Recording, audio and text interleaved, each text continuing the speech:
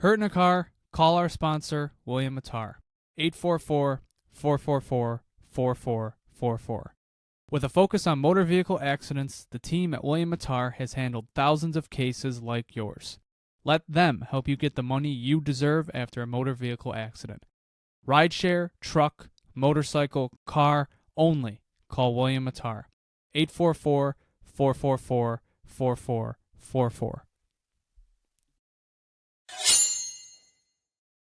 Welcome back to another episode of the Sabre Report podcast. My name is Jonah. I'm Christian. And I'm JP. And we have a trade. The offseason has begun. We have a trade. A little late to the party. I wanted to record last night.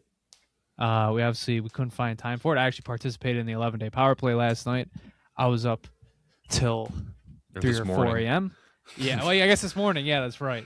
My body is still feeling it. So we couldn't get together to record about the trade right away. But yeah, here we are. Michael Kesselring has been traded to the San Jose Sharks. He goes with the Buffalo Sabres, 27th overall pick to San Jose, and the Sabres get Michael Misa in return. Oh wait, no, never mind. They get the 20th. They get the 20th overall pick back. Sorry, JP, I was really holding out. When I saw Sharks, I was like, "Oh my god, are we going to see something interesting?" Because I saw the Sabres' first round pick. I think 27th overall. I think I just had read that they'd sent the 27th overall. I don't know. I saw Sharks and I was like, "Oh my god, what did we get like one of the young forwards?" I was like, "Are they like bailing out from Eklund and they're going to go and trade Stenberg?" It would have been pretty sweet. Yeah. Nope. Nothing of real significance. We you know what? We moved up 7 spots, which I think equivalates out to what, like a mid-second round pick, they said. I believe the report was the Sabres' internal had it as a mid-second round pick. I think My internal model says it's a first-round pick. some public models said like early third. That's what I was between mid-second and early third. So I guess if you trade Kesselring for a second or a third straight up, yeah, that kind of sounds right for what he did this past year. I think it's solid. Yeah, solid value for what happened this past year. Going into last year, if you would have said, "Oh, we would trade him away for a second-round pick," I'd be like, "Oh boy, what the hell happened?" I'd be like, "Oh man, Adam's still around, huh?" Everything I'd be like, torn down. "Oh my god, we're completely tearing this team down again." Jesus Christ, how bad was this season? No, dude, just imagine though, like, kind of building off of that scenario, going back to last year, if they didn't get Josh Doan, if Kevin Adams maybe didn't hold out for an extra couple of days and was like, you know what? All right, Michael Kesselring, that's fine. No Josh Doan. The level of fleece that would have been astounding. But the other thing is, if that were to happen, I don't think they would have moved on from him if they didn't get Josh Doan in that trade. I agree. I also wonder if we didn't get Josh Doan, or if we got someone else, or if we even got Josh Doan, but he didn't take the huge development step he took this year, if like they would have tried to force Kesselring in the lineup more. Yeah, because I mean, if Josh Doan isn't as good, we're not as good. So we wouldn't have been like Kevin Adams. I think it's more so if Kevin Adams is still around. Do you think he's moving on from Kesselring so fast? I mean, maybe this was I think this was mostly a Lindy thing. I mean, maybe not. Kekalainen voiced some displeasure. You could read between the lines at the season-ending press conference about, Kesselring felt like he should have been playing in the top 4, or at least playing over one of Logan Stanley or Luke Schenn by season's end, or even Zach Metsa, or even Connor Timmins. It's kind of the theme of what this departure is all about. He couldn't get over some of their worst defensemen on the team. So maybe it was a Kekalainen thing as well as Lindy, but this is very... Like, Lindy lost trust in him by game. I don't know, just by the winning streak. He was struggling. I feel like that's was when already we started hurt seeing the twice by healthy that point. scratches. Yeah, and the injuries, obviously. Just a tough season for him. Came in, gets hurt in training camp, has 2 more injuries throughout the year. Just he was never able to get his footing here. He was never really given a really solid chance. I don't know. Tough. We said this like what, a month, maybe even a few weeks in the season, that this was already like just a wash season for him because he didn't participate in the rest of training camp. He didn't start the season with us. It sucks for him. A lot of injuries, and then we got good, traded for some other defensemen. Zach Meta came up, kind of took his place. It didn't work out for him here. Not completely of his own fault. I mean, he can't control 3 injuries. Even like you look back at it, when we look back at it in like 10 years, be like, oh, Kevin Adams, what was he doing going to get Michael Kesselring? It's like he's not going to project 3 injuries in one season with one player. It's tough. It's a tough season for him. Yeah, I was listening to What Chaos podcast, and I guess Michael Kesselring is a good friend of their show, and he was on, and I think they asked him. They said, because this is his what 1, 2, 3. This is like 4th team in 4 years, and they asked him because I mean I guess if you count Phoenix and Utah, but they asked him, it's like have you unpacked? It's like, hey, he's settling in. He's like, honestly, man, I'm afraid to settle down because he's just been bouncing around, and I think he thought he found some stability here, and it just unfortunately didn't work out for him. But I think he will definitely. Well, no, wait a minute. He's the one that asked out. He did ask out. Well, like for reasons, it didn't work out, but. No going one to would San Jose, he's going to get more playing time. I think it's something he needs. He's going to be back on. I think he'll be back on track. It's a good spot for him. They need help at defense bad, so it's a good spot for him. He's definitely going to get time there. No one would have predicted Bowen Byram and Samuelson taking the steps or having as good of seasons as they did this year. Like coming into the season, you probably would have thought Kesselring was like our 3/4 with Byram, with Samuelson in the bottom pair, and then our top 4 was just cemented the entire season.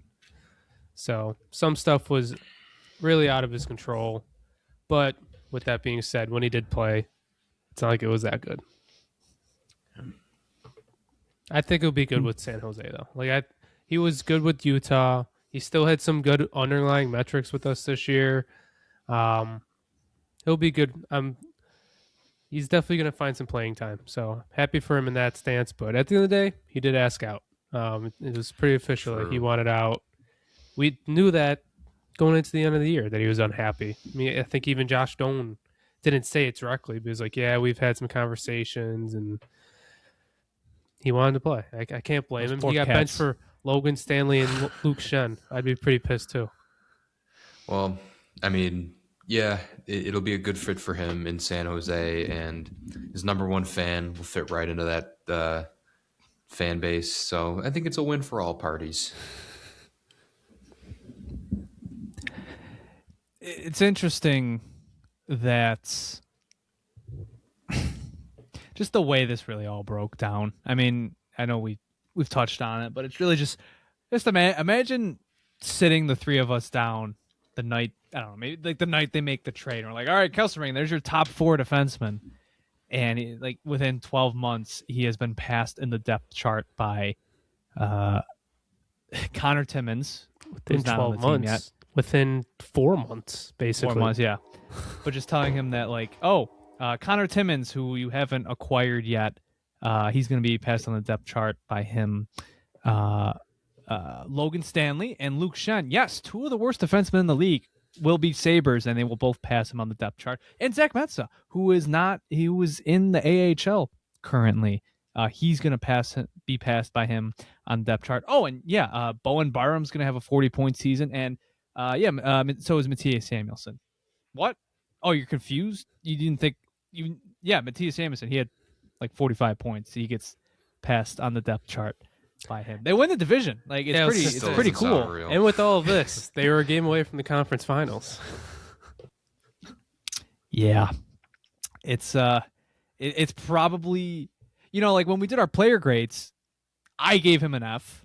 I don't remember what you two gave him, but I know it like averaged out pretty bad. And we had explained, or we tried to explain, that we did grade Kesselring differently. It wasn't so much the play, because the play on the ice, it was whatever. Yeah, he had some good impacts. Like his RPM chart doesn't look too bad, but it's like the minutes were so friggin' sheltered. Like you can hardly grade them, but they weren't bad. They weren't awful. A lot of dumb penalties, though. There's still something there. He took a shit ton of dumb penalties over his time here. And that was the one. Honestly, we got asked in one of our Patreon after hours episodes, what's your fondest moment of Michael Kesselring? I wish I said the penalties. That was the only thing I remembered about the guy. He took penalties at the worst times. At the worst times. Like worst times. They might have 6-on-4s. I think they had to kill as they were holding down like a 2-1 lead, and he was in the box. That was part of what happened. That's why Lindy Ruff lost trust. But like we graded him very bad because this was such a worst case scenario year. Look what happened. He had less primary points for the Sabres than Alex Lyon. He did not score a goal for this team. He played one playoff game in 2 rounds. He had played 4 minutes. It was bad. I mean, that's like, because like, don't get me wrong. Like, I get it. Like, anytime a 26-year-old, 6+ foot right-hand defenseman gets moved for like a relatively low cost, people are always like, oh, this is a slam dunk. Like, oh, what a move for the Sharks. They're, the F word's getting thrown around. They say they fleeced the Sabres. And it can turn into that. And I think it still is. This is one of those trades you just have to accept the Sabres are probably going to lose. This isn't a trade I would have made. I didn't want Kesselring to go. I was willing to give him another shot, but I was just at peace with this was what was going to happen. Seemed like he wasn't very receptive to maybe having a second season here anyway. So it's like you give him a chance. You feel like he wanted to change it. He wanted the change of scenery. It's just I understand why there's going to be hype around this. I understand why San Jose should be excited. Like, this is a good bet to take, but it is a bet. I mean, this feels like year 3 of saying, oh, Michael Kesselring, man, like he's going to break into somebody's top 4. Like, he's got it. And it's like, he hasn't done it yet. Like, you're still kind of waiting for it. And obviously this year was a disaster, and he was good in Utah, especially the year before the Sabres acquired him.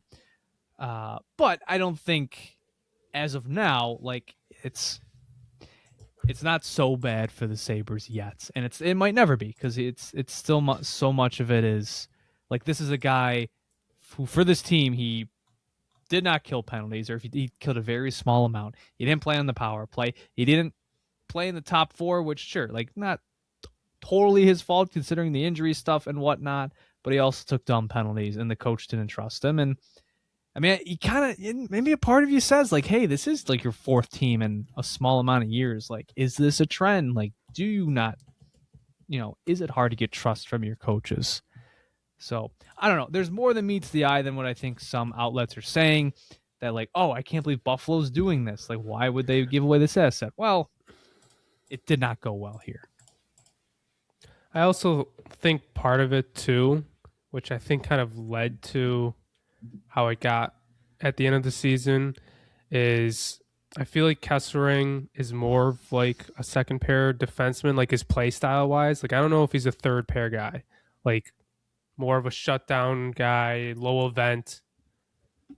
And he certainly wasn't like a low event player with us. I'll put it that way. Like, I feel like it just didn't make sense for the role either.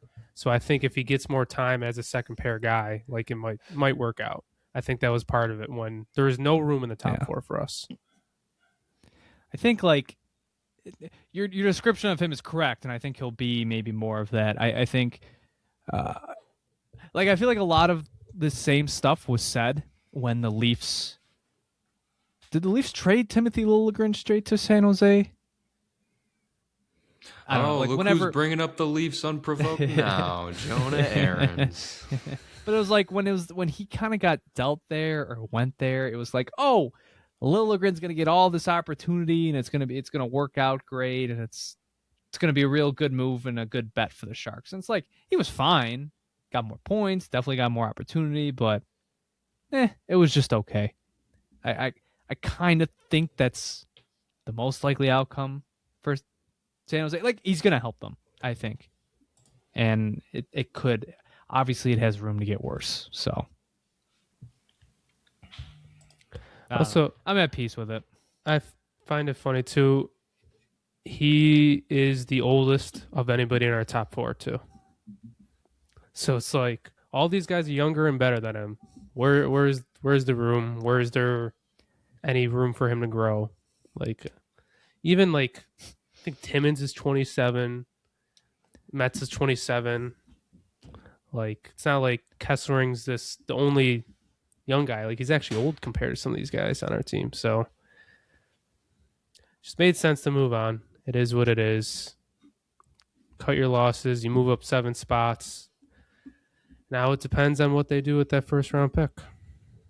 Yeah, and you also stay out of the media cycle of, oh, this player's going to arbitration. There's a breakdown in the contract negotiations. The Sabres aren't extending a qualifying offer. You don't have to go through any of that bullshit. You just cut bait. I mean, I guess if the Sabres went to arbitration with Kesselring, they would have kicked his ass. What case did he have?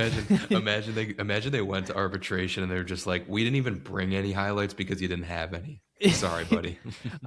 I brought this up to Christian. I went back and looked at Kesselring's 2 points as a Sabre. The one was a D-to-D pass that the other defenseman took a shot and it deflected off of another player and in. And the other one, it was a rim around the boards that a winger tipped into the middle of the ice and the next forward picked it up and went in and scored. That was Kesselring's tenure as a Sabre. That was it. I mean, like I said, like this is. I don't think the Sabres really had to. I don't think they had really anything to be scared of. If they went to arbitration, oh well.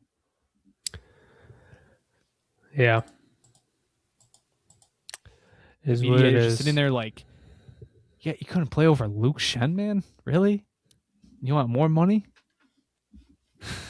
I don't know. It is what it is. But all right. We have our first move of the offseason. It is Kesselring, and I do like the more that time passes, I do like that it's a trade up. How they structured it. I think you were very easily expecting it to be a second or third straight up, or maybe a player or something else. Like I wasn't expecting it to be a situation where they targeted a higher pick in the first round, and I like it. And I know there's been some conversation. It seems like the Sabres are really at like the back end of the range where there's a lot of talent, and it's kind of like as soon as you get into the 20s is where the drop off is. So they might have then they kind of just put themselves in a better position to get a better player should they draft one, or if another team wants to get higher up and get one of those good players, well, hey, you've got a more interesting trade piece to give. So I like it. And there's the one player that we're rumored to like. It's the one Russian. What's his name? Ilya. What is his name? Ilya Morkov or whatever. Yeah, that's what it is. So maybe they're moving up for a guy like him. Who knows? I mean, I don't know. I'm kind of mixed on it. Like, we really don't have that many draft picks, like, in the next 2 years, really. I mean, at least in the first few rounds. Like, we have our first this year. Well, we have this first now, the 20th pick. Don't have our second. Don't have our third. Then next year, we have our first. Don't have our second. We have our third. But, like, if we want to make a big move this year, like, you're getting rid of one or two of those picks. And then you have, one pick in the top 3 rounds in the next 2 drafts? Like that, while I agree, like, picks don't matter right now. Like we're kind of in a window where we should start making some moves. I agree completely, but our prospect pool at this point is shot. Like all of our And it's players only going are to get up. more depleted. Yeah, especially if we trade Murtka, then you literally have nobody basically. Like Yeah. with Costa, And Oslin, Levi's probably on the way out as well. yep. Like what is for the Zemer record, like your top guy then? Like him, Richard. it's just Do you not feel the? if you make your team better, it is what it is. But I'm just saying, like your prospect pool will be completely depleted. So like, it's your guys now. That's what it comes down to. I feel like a prospect pool doing this kind of is just the normal ebbs and flows of just a team's, just a operating team cycle. Because, I mean, you could sit there and not do anything and not trade any of these guys, and eventually they're still going to want to get out at some point because they want an NHL opportunity. It's kind of like I kind of look at the Devin Levi situation with that whole thing, but I don't know, man. I get the prospect pool's depleted, but I am in no way, shape, or form going to say no to trading a first round pick if it's for someone like to help the team in the short term. I'm not opposed to trading a first at all. I wouldn't mind getting like a second or a third just so we have some other picks. Like that's kind of where I'm at. Like once Devin Levi gets traded, I feel like that's going to be like a third, a fourth. Like if we trade, I don't know, Jordan Greenway, fourth. I don't know. Like I just feel like we need a few more picks to at least put a few more, cards on the table where I feel like our prospect pool sucks right now. But a lot of our team is young right now. So how many players would really graduate? Would be funny to host the draft and not have a pick in the first 3 rounds. Yeah. Yep. For the record, I am team keep the pick.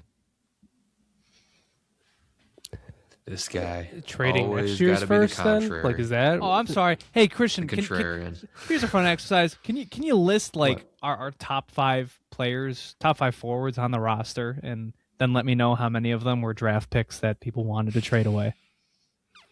That's a fair point. Did we want to trade any of the 2022 draft pick guys? That was the one where we had 3 picks, right? We had 3 picks in 2022. I guess not the day they were made, but over time, people didn't want. People would remember there was conversations like, "Oh, Matthew Savoy is much better than Yuri Kulik," while Kulik was like lighting up the AHL, or like flashback 2 years, and I think a lot of people were guilty of not giving Oslin much respect.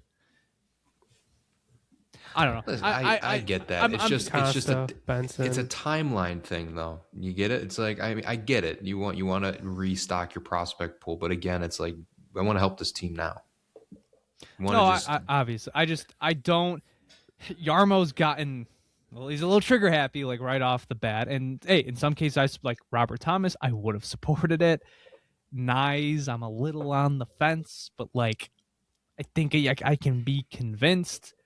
But it's like, Parayko, Murtka, and a first for him. You know me, I never loved that. I didn't hate the idea of Parayko. I still don't. Even now, if they want to revisit it, sure. But it can't be for that price. At the end of the day, I kind of want to keep in mind, like, hey, we're the Buffalo Sabres. Like, it's internal ads are probably long term. It's what's gonna help this team in the long run. You know what I mean? Hey, it's a copycat league, right? Who's the next copycat? The Carolina Hurricanes. For most teams that are not the Florida Panthers, the Tampa Bay Lightning, who can just attract whoever the hell they want down to their state because of their taxes, like for teams like us, for teams like Detroit is probably thinking, oh, we need to be the next Carolina, or just any team like that. I think you have to be a bit more calculated with Willing to things play like the that. long game a little more. Yeah. You can't. That's the one thing with all of these. Like a lot of these teams in cold weather markets, they like to do the rushed rebuild because they know it's like we can't afford to, go through it like a 3-year cycle of being terrible. And I see a lot of that now, and I feel like it's going to blow up in some teams' faces. It really is going to get bad. It's like you're going to start seeing some bad trades. You're going to see some really bad teams in the next few years. Sometimes you just have to commit to the rebuild. We did what, twice, 3 times, 5 times? I can't remember now. I feel like we're evidence of not to do it. Like for us, it just randomly worked one time. It's like finally. It's like, oh shit, I guess we won the division. All right, cool, worth it. I'll play the contrarian of what Jonah said though. All of those players that we picked on our team and your young players in what Jonah's saying, those were all Kevin Adams draft picks. Now we're in Yarmo. And Yarmo taking guys. It's a little different. So who knows? He has such a bad scouting history. Yeah, I'm marching on Yarmo time now. I'm looking at his past few drafts. Didn't nothing he grab too crazy. like Werenski and Marchenko in the same draft one year? What year would that have been? 2015. It was one of the Werenski. redraft years we did. 2015, he took Werenski. And Marchenko. And Marchenko. And I think he took one more. Who was his other He guy? didn't take Marchenko. I'm looking at it. He didn't take Marchenko. Wait, did he take Marchenko in 2018, I think? It Who was am I one thinking of of? our Marchenko was redraft 2018. years. Who am I thinking Yeah. of? 2018. Who were his draft picks that year? What year? 2015? 2015. I don't know, Boone Jenner. Werenski, Gabriel Carlson, Paul Bittner, Kevin Stunland, Keegan Kolsar, Sam Roop, Viti Vainio, Gavrikov. That's who you're thinking of. Oh, Marcus okay, Newton okay, there Navarro. you go. So he grabbed. So think about that. Oh, Mike, what a And draft! Holy Keegan shit. Kolesar. I was gonna say Werenski, Kolesar, Kevin Stenland's in the NHL, Nudavara, and then Gavrikov. Man, what a draft! Bro cooked. Respectfully, that was over a decade ago. His I'm sorry, drafts recently, I feel like they've been that crazy. What the Dallas Stars are, what the Heiskanen, Robertson, Ottinger one was nearly 10 years ago, so they're not doesn't count anymore. I mean, it was great, but you can't judge someone's how they're going to draft right now based off how they drafted a decade ago. Pull up. All right, let's go through his recent drafts. Okay. As if He Kevin was not Adams- a part of 2025, so it was 24. That was his last draft, right? Yeah. Caden Lindstrom, Charlie. Ewitt. Okay. All right. Bad one to start with. Yeah. He passed on Demidov. Yeah. But 23, you can't- Fantilli, Yeah. Gavin Brindley, William Whiteclaw, Andrew Strothman, Luca Pinelli. So Kinda early to Fantilli. tell. 22, David Juracek. Oof. Denton, Matejchuk? Matejchuk. That's Why a are good we pick. making JP read the names out? This is not. Because the people like it. 21, Kent Johnson, Cole Sillinger, Corson That's not bad. Coolmans, Stanislav Swatsil, Hold on. Go. Can you say that again? Stanislav Svotsil. And, and then James Malatesta. Then in 20, he took Chinikov, Okay. Mikhail Pietia. I don't know. I like Was that two any, draft picks? I feel like anybody's draft history, like it might not look the best. I don't know. It just hasn't wowed me. Like I don't know. Is that ridiculous to say? Kevin Adams has a better drafting history. How about Does that? Kevin Adams' draft history I mean, wow you? His Outside first of- round picks have been pretty damn good. Okay, If you're talking about any other first round round of the picks, draft, any other I round, he's agree. not hit. I'm not going to disagree about late round Except Still picks. had Jackson misses. Kozak. Roseanne was round picks, kind of though. a miss. Okay, one. I would say Savoy was kind of a sort of miss-ish, Sort of. considering. I mean, they traded him like 2 years later. I'm not saying Need Yarmo's to go going into to take Tobias some Leninen. shit players. I'm just saying it's going to be a different strategy no matter what. Like Kevin Adams always kind of took the best forward on the board in the first round, other than this past draft when he decided, I need a big defenseman, and it worked out for us. But it's going to be a different strategy with Yarmo. So who knows? It could be different. Do we want to pull up his trade history? Are you more trustworthy of that? I was about to say, Kevin or take Yarmo? Kakalainen. I feel like his trade history is more terrifying. Well, it is definitely hit or miss there. That's what we hired him for. We hired him for the bold moves. You're not going to make bold moves in the first round. You're going to make bold moves making a trade. I guess so. I guess we'll got by the time you're listening to this, T-minus 1 week till the draft. So it does. I mean, hey, does this not feel like a prerequisite before another move? Yes. It definitely feels like that. I think it's, hey, a good fail-safe is, hey, we have the 20th overall pick now. But it feels like, the goal here, I think we want to try and get better using it. Which, hey, I'm all, if your team gets better and it's a move that sets you up for years to come, sure. I just, it feels like year after year after year, we're like, trade the pick. I mean, how many of, listen, there was trade the first round pick derangement syndrome for Helen Use's draft. And they did trade the pick. And just traded a few spots back. Just trade it back. Which is now the biggest slap in the face of the fans. Oh, yeah, you're damn. I'll trade it. A couple spots back. And now they've got a player who some of us are pretty excited about and think he could be a first-line center sometime in the future.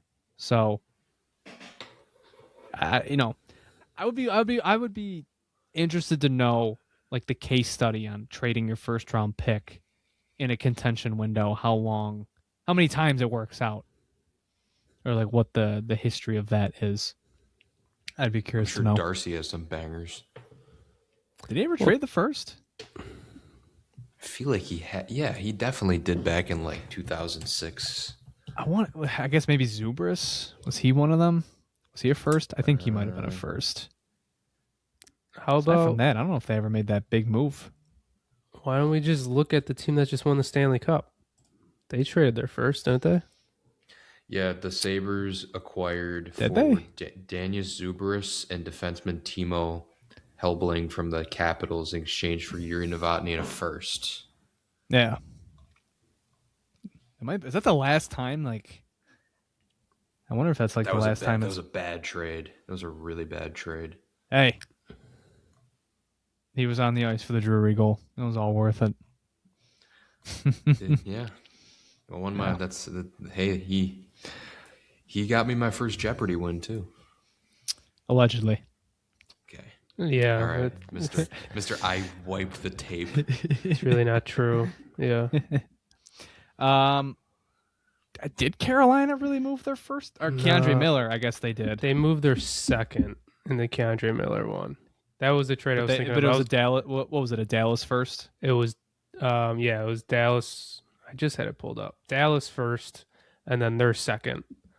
And then when they initially got Rantanen, that's the trade I'm trying to find right now, because it was like a three-way trade.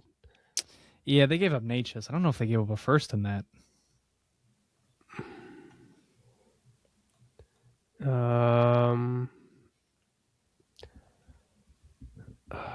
They acquired Rantanen, acquired Hall. Where's this? Can I see this whole trade?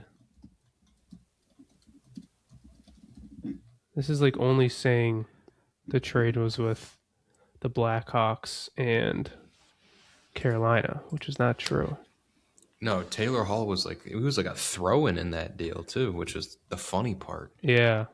I'm just trying to find, what did Colorado get in that trade? So here's what they got. So Carolina traded away Natchez, Jack Drury, their second, their fourth. Okay. So they've traded no first round pick. They've yeah, you're right. They've been traded away their first. They traded away both their seconds. They traded away Dallas's first. Yeah. I mean, all that anybody can talk about is like Jackson Blake, who was obviously a contribution from their pool. Stankoven, who was Logan part of the Stankoven. Rantanen trade. Yeah. Oh, then you got Vegas, on the other hand. When was the last time they made a pick in the first round? Was it Peyton Krebs? They make the picks. They usually just don't keep them. I don't know. I guess we'll see. We'll just have to wait and see what they end up doing. So, first move of the offseason for the Sabres. It is complete. So, on to the rest of the storylines, which really are beginning to percolate. Before we get into our next storyline, I just want to take this sec to promote our Patreon. Patreon.com/The Sabre Report. We recorded a boatload of stuff tonight, catching up on this past week. TSR patrons get access to much of that content, which includes ad-free episodes of this Sabre Report podcast, bonus Sabre Report podcast, overtime episodes, where you get to ask us questions and we have to respond. You get shout outs at the end of each episode, access to live streams, and access to our whole bonus podcast, TSR After Hours, where we talk about anything else. Christian and I went for about an hour. We talked about all the NHL stuff that's going nuts. Leafs just hired Jim Hiller. Trades are starting to pop up. And also we went to like the NBA Finals and the World Cup. Lots of fun. So once again, that's patreon.com/The Sabre Report. All right. When we were getting ready to record this episode, because we didn't know if it was going to be today, Wednesday, whenever we were going to get the chance to do it. We didn't know Kesselring was going to be traded. So that's one storyline that didn't expect to talk about. And then now storyline number 2. Bowen Byram is going to be, should he still be on the team next year, a big conversation about what the Sabres should do with him. Essentially, it feels it's going to be another Tuck situation should he still be on the roster.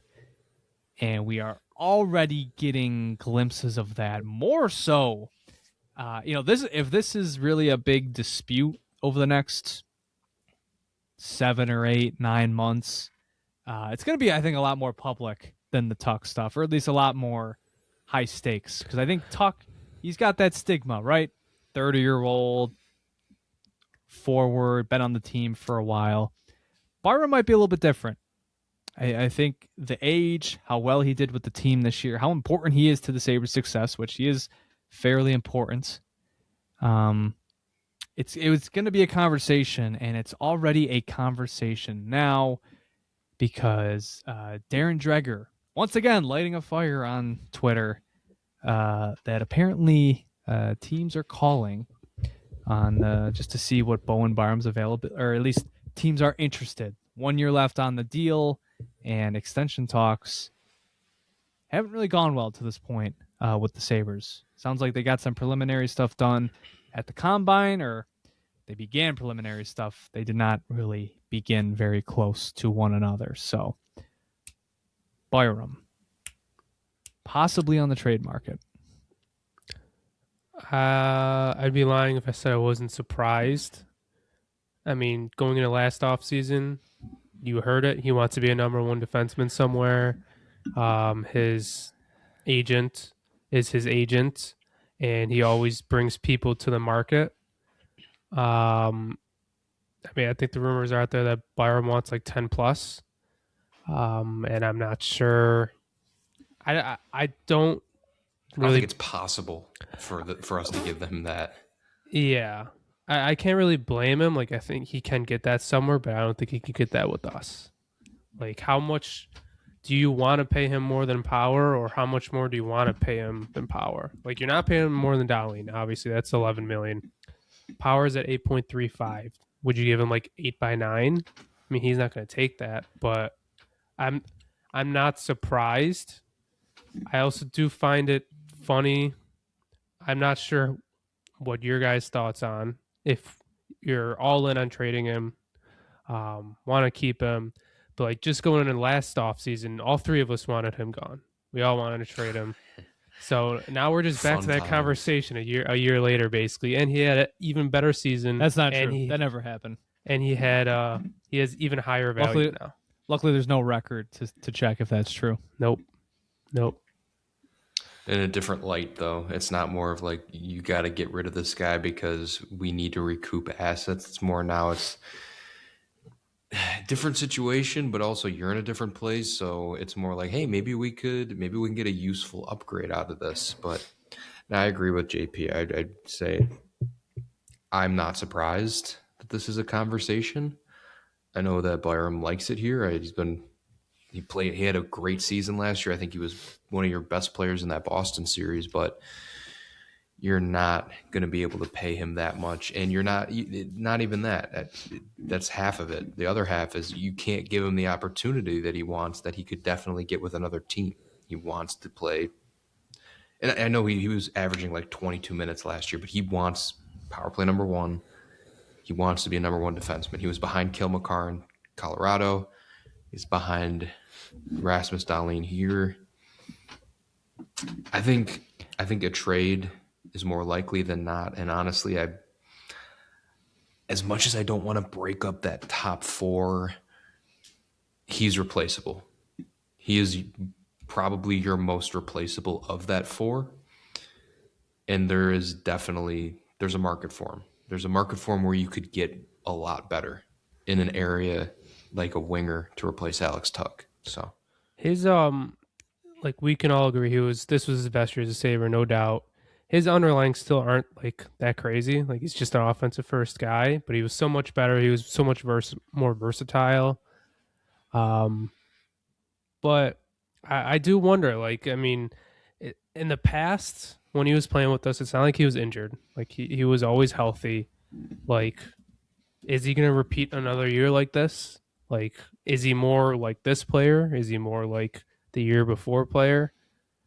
I don't know. And what you said, I agree. He's definitely the most replaceable. I think I saw someone on Twitter saying, "Oh, I'd rather trade Samuelson than Byram." Like, Samuelson's paid $6 million less money than Byram wants to get paid. He had the same point production, he had one less point, and he's better defensively, and he's more. And he's physical. the power of God on his side too. Yeah, it's just like he is definitely the most replaceable of your top four. He would still be a big hit no matter what, because you have to bring someone in to replace him, and you just traded away Kesselring, who would maybe be the guy to try and replace him. So if you do trade him, you have to make another corresponding move. I already think you have to go make a move for a third pair defenseman rather than just like re-signing Stanley. So like you would have to make 3 defenseman moves this offseason, meaning trading Byram, going to get someone maybe like Spence, John Carlson, but John Carlson wants to be paid a lot, and then a third pair defenseman. So if this happens, like other moves have to come, or you are in a much worse spot than last year, especially with the top 4 that was the identity of our team last year. So it's not ideal, but at the end of the day, I'm not surprised when Kevin Adams decided to give him a bridge contract of 2 years.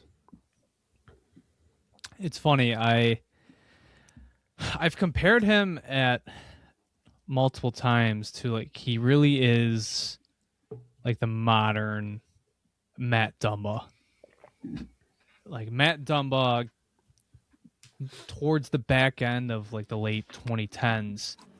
Felt like he got a lot of attention with that Minnesota core, and he was younger at the time when it was all going on. But like 2017, 2018 was like his big season.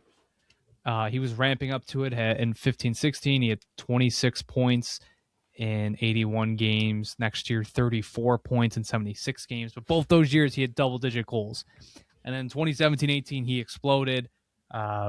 14 goals, 36 assists, 50 points in 82 games, and he was rewarded with a pretty big contract. It was like $6 million. I think was it 6x6? It was a $6 million contract, $6 million AAV for 5 years. He signed that when he was 24. But, at the time, that was prime Brodin, or it was prime Spurgeon, it was prime Brodin, it was end of his prime Ryan Suter. I think Dumba just at the end of the day back then was like kind of a compliment. He scored the flashy goals, got some points some years. But at the end of the day, there were more important defensemen in front of him. And you kind of saw that. After that 50-point season, do you know what his career high in points has been since in a single season? I'm going to go 28. 18. It's not that low. It was 27 points. Christian was right there. Wow. So close. Yeah. So it's not that I think Byram's going to have the same trajectory, but I think it's comparable, and I think that the Sabres have a support system in lockdown where you have Dahlin, you have Power, you have Samuelsson, and yeah, I mean finding that quote unquote replacement for Byram, it is a challenge. It's never easy. He fits in so perfectly. With this current iteration of their top four.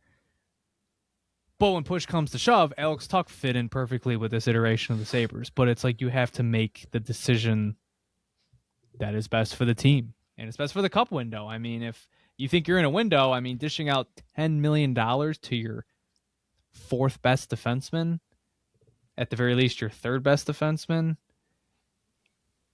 it's probably not the most ideal move to make. It wouldn't make it impossible, but it's more of a hurdle. It's big money for a guy that has one big season to really show for it. We see the glimpses, we see the vision, but it's he's really good when he's on a $6 million contract and not a $10 million one.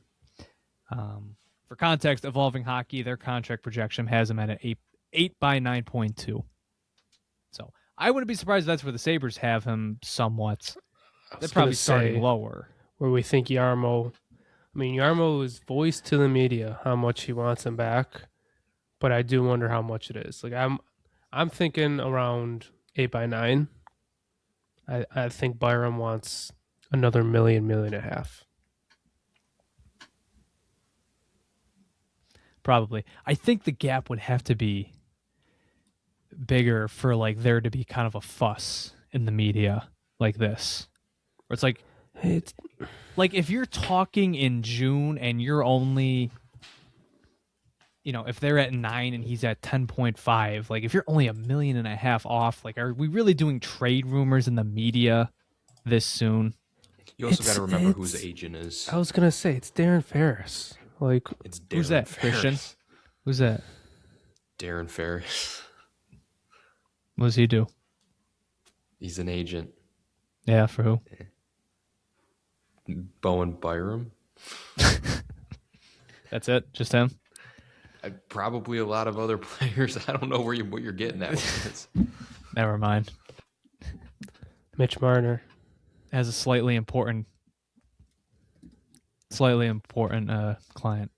Nah, you were lying. You definitely knew who it was. I guess we'll never know. I guess not.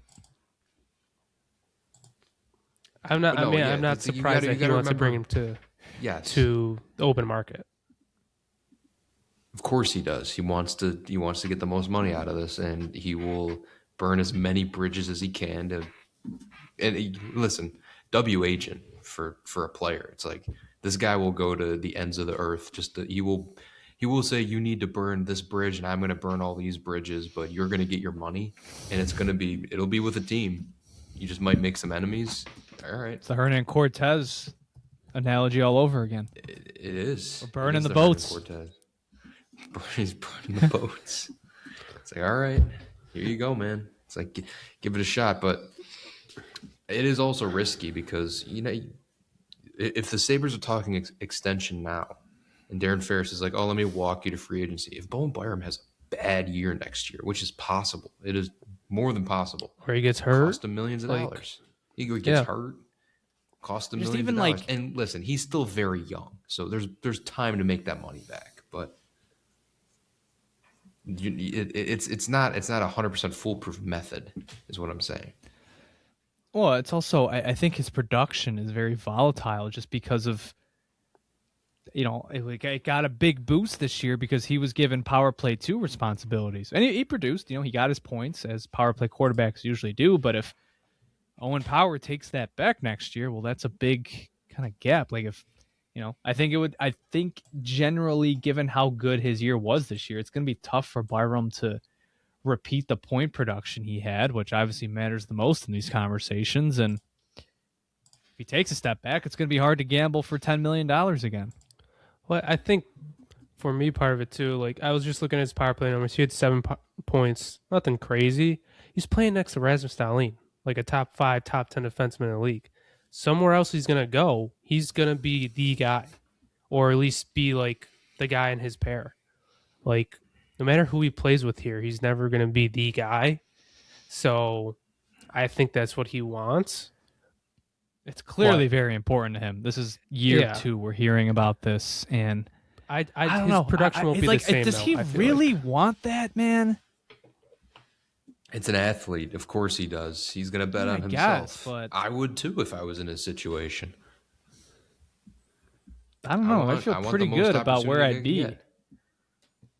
I mean, I don't mean to be an asshole, but like, I feel pretty good about playing with the Buffalo Sabres right now. It's not like he's playing behind Power at this. Like he jumped Power this year. Not that I agree with that, but like he did. I feel like genuinely, is there a better situation in the league for Byram than the Sabres in terms of like where he slots in on a top 4? Playing with Like, Dahlin? No. Like, he's not going to play with someone as good as him. Just in the environment. Like, if it was, like, listen, if Owen Power got traded and Byram's your de facto number 2, I don't think that's still, like, a great situation for him because you're asking him to drive a pair where it's like, here, he can just do his thing. He can play wherever, be an asset, do his thing. And, I mean, how many other top 4s in hockey would be structured like that? Like, probably think like Carolina, you think I don't know, like Ottawa or somewhere. Like, yeah, there's a few, but as far as good situations for him go, I feel like this is a pretty damn good one. I think him or his agent, they just want to be the guy. It is what it is. They don't want to be the second guy on their pair every single time because that's kind of all he'll be with the Sabres. Well, if that's the case, then why are we messing around with this to an extent? I don't Like, disagree. is anything, like, are you going to change your mind, man? I mean, if we just made it to the second round of the play. I mean, first of all, man, you're a Stanley Cup champion, so you've been to the top of the mountain. Now you've won a division title with your new team. You had a career year. You made it to the second round of the playoffs. You were 1 goal from the conference final. If you're not satisfied doing that, then why are we even talking about next season? Why don't we just find you your new suitor now? Well, you also have to understand when it comes to the opportunity he wants. I mean, the money goes hand in hand. I don't think the Sabres are going to offer him a contract comparable to what he thinks he is as a number 1 defenseman. That's why he wants to go to a team that is going to offer him that money, or at least he wants to. Wonder what is the free agent market like next year? It probably looks That's pretty what I'm good wondering. right now. I mean, For a defenseman? give it a few months. Well, I mean, who knows? Well, I mean, McCarr isn't locked up yet. Neither is Quinn Hughes. They'll both get massive deals. Yeah, I think just McCarr is give- going to get almost $20 million. Give Well, it a few that's- months. That I, market like- will look a lot different. Would I be crazy to say that, like, if Byram were to hit the open market, like, I wouldn't be surprised if he got Dahlin money? Like, if he got $11 million, like, I don't think that's crazy, which that would be a $2 million difference. If he had another 40-plus point season, sure, maybe. I don't know. I feel like teams are still relatively smarter now, though. I mean, this was part of the thing last year. Teams saw this, right? Sabres wanted to trade him. They would talk to a team. The team would say, okay, let's talk to Bowen. Let's see what he wants for his next contract. And last year he was asking for an 8x9. He was asking for like Chikrin money, and that was too much for teams, and it scared him off. So I think they'd be more willing to do that now. But if you give it another year and he's kind of back to last year's production, well, maybe it doesn't go as smoothly again. All right, next year, try to find Carlson, Doughty. I mean, they're both old. Makar, Petrangelo, also old. Spurgeon, Quinn Hughes, Vince Dunn, Orloff, Justin Falk. I mean, a team traded a first-round pick for him. Byram. Yeah, it kind of is. Rasmus were still line in. It's actually, I feel like that's a pretty good class. Right but there. like that's the ticket. Artem Zub, but which of them won't be a free agent by this time next year? Probably half of those guys. That's the $1 million question. With current trends, it feels like more and more players are signing before they hit the market. Unless you're an agent of Darren Ferris, and you're getting walked right to UFA. Yeah, like I can't blame him for wanting to get a pay job. Same thing with Tuck, but I mean, we did have such a great season. Like he had probably I don't know, was this his best year of his career, Byram? I guess probably his best regular season, right? Yeah. Definitely his best regular season. I would be okay doing the old sell high on Bowen Byram, even though I would hate to break up the top 4 defensemen. If he isn't a play driving defenseman, he wants this kind of money. He wants more opportunity, which he most likely isn't going to get because he's playing behind Rasmus Dahlin. And like I said, he's a fun. What did we say last year when trade talks were going around? When he plays with Rasmus, he's a fun piece for Rasmus Dahlin to use on his left side. That's what he is. He's evolved past this that. year. He was better. This year he was anybody. He could play with anybody in the top 4. Just don't put him with Connor Timmins, otherwise it's the worst thing you've ever seen. Whose fault is that? Really, that's the measuring stick. Can this player play with Connor Timmins? If not, they're open to be traded. Well, I think it's gonna be a long list. Yeah, the key part of this situation though is we can't handle this like we handled the Alex Tuck one last year, where we're just walking Tuck to free agency, getting nothing out of it. Like you should have extended Tuck last summer for cheaper, or you should have traded him. Now, like I honestly think we're gonna trade Tuck's rights, get like a 3rd or 4th round pick, but like I don't think you can do that with Byram. Like trade him now or pay him now. Like don't let it get to next year. This is what I was thinking. It's like I'm at peace with how the Tuck thing ended up happening. Where, hey, you know me, I was probably trade Tuck. I was the number 1 trade Tuck guy through and through. You and Max. It wasn't until this team went like 30-1 for 2 months where I'm like, all right, maybe we have a shot at the Stanley Cup, and we should keep him for that. And I'm happy. Like he got us through the Boston series, and yeah, it ended bad, but whatever. You're not going to get a lot for him, and you could have. But it's okay. We got the round win. We got the division banner. It was worth it. If you do the same thing with Byram, where it's like, hey, let's have one last fun ride, and then you can go off and get your money, it's a lot of assets that they've left up in the air to chase after. And hey, you're chasing after the cup, right? So you're at peace with it, but there are teams that get ahead of that. Carolina said, screw it, we'll trade Mikko Rantanen now. We know he doesn't want to extend, but we know he's one of the best players in the league, and we know he gives us a good shot at the cup. Screw it, we're going to trade him. And they got a haul, and they ended up getting a Stanley Cup piece they ended up getting a Stanley Cup with a piece from that trade, and kind of 2 pieces from that trade because they traded a Dallas first for Keandre Miller. So it's like you can win those types of trades, even if it doesn't feel like it. I think Peterka was kind of an example of that.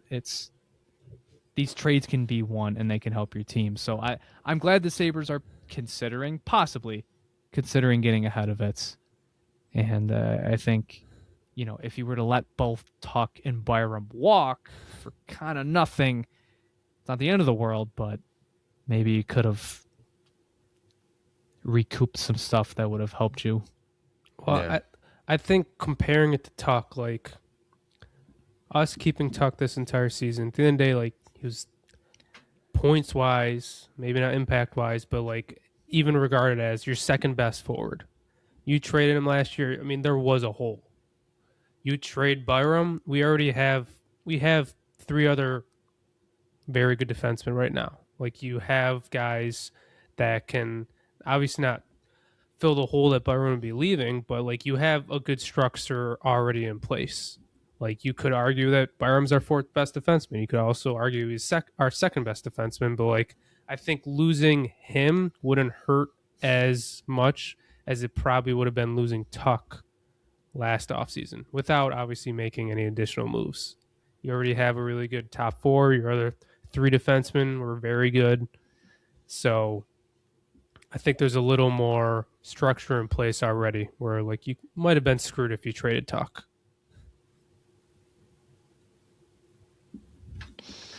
Agreed. And to add on to that, whatever guy you bring in the top 4, they're going to be playing with Rasmus Dahlin, so they're going to look better no matter what. So like you don't have to make like a blockbuster move where like Tuck getting a first line forward, you probably would have had to make a huge move. Jordan Spence is out there. Devin Levi. Honestly, Devin Levi, it's kind of funny. If you package Devin Levi, either first of all, you stole St. Louis's goalie in Colton Ellis. Trade if he could be a one of the pieces in a Parayko deal, or if he's one of the pieces in a Jordan Spence deal. You've got 2 great options there. Both those teams need a goalie. So just food for thought. Why is Ottawa shopping Spence? They don't want to pay him. How much is he going to get paid? I don't even know. What Depends is you his give him. market projection? Let's see here. Evolving Hockey has him at most likely a 5x5. It's not bad. I would do that. Yeah. Yeah. I don't know why they're so 31 unwilling to points do this that. year. Yeah. We're Byram at No-brainer. 43. Christian, do you want Jordan Spence? I'm getting the sense you Yeah. kind of want him. Listen, if you could get like a top winger out of a Bowen Byram who wants Like to who? change his scenery, Like who? Who are you thinking? Matthew Nyes makes the most sense. Oh, there it is. Yeah. This He guy. does. He's been all over the new. Like, listen, he's been all over trade rumors. He does make the most sense. He's cost controlled too. He's already signed. You don't have to worry about a Tuck situation there either. I don't know, Yarmo. I think it's time to get in the kitchen, man. Fire up the burners. Let's go. It does make a lot of sense. Leafs want a number 1 defenseman. We need a replacement for Tuck. Yeah, they don't get a number 1 defenseman out of this. What'd you say? So they don't get a number 1 defenseman out of this. A perceived number 1 think they do. defenseman. Not many Listen, teams have a number 1 defenseman. They're just giving I away. know. Same thing with the I don't think, top and it center. wouldn't be, it probably wouldn't be a true one for one. I mean, hell, at the deadline, they weren't even going to get an NHL player out of it if the Sabres traded for Nyes, but I don't know.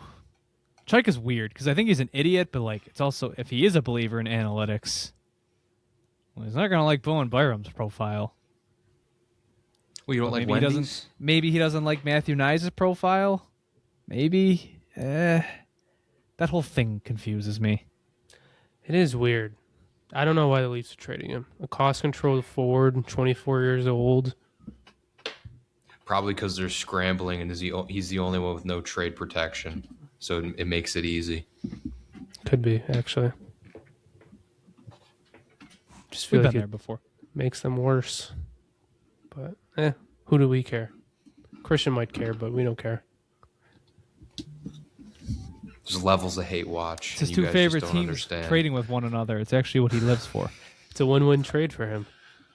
You guys don't understand There's levels to hate watches. All right. Before we move on, I do just want to take this second to talk about our sponsor. Hurt in a car? Call William Matar. 844-444-4444. With a focus on motor vehicle accidents, the team at William Matar has handled thousands of cases like yours. Let them help you get the money you deserve after a motor vehicle accident. Rideshare, truck, motorcycle, car, only. Call William Matar. 844-444-4444. So I think I want to save some off-season talk till the end, so we're gonna do some rapid fire kind of bits of Sabres news here. Let's do one more trip down award season lane. So since the last time we recorded, a couple awards came out. Rasmus Dahlin, first of all, he did not win the Masterton Trophy. Ended up losing that out to Gabe Landeskog. Came in second. I believe the vote was very close to the end. But he did not win that award. So Buffalo Sabres walk out empty-handed. 3 awards they were up for. Received 0. But on other news, the Hart Trophy winner, Nikita Kucherov, has won the Hart, which, if you're keeping tally at home, the Tampa Bay Lightning have the Jack Adams winner, the Vezina winner, and now the Hart winner. So, really tough season How did for John those Cooper guys. do it, man? How did John like, Cooper do it? How did he do it? God, I don't know. He had nobody. Nobody. Absolutely nothing. He's got a special talent. He's a great coach. He elevated these guys. He Kucherov elevated guys them to win those awards. He told Kucherov those and guys to Bassett go.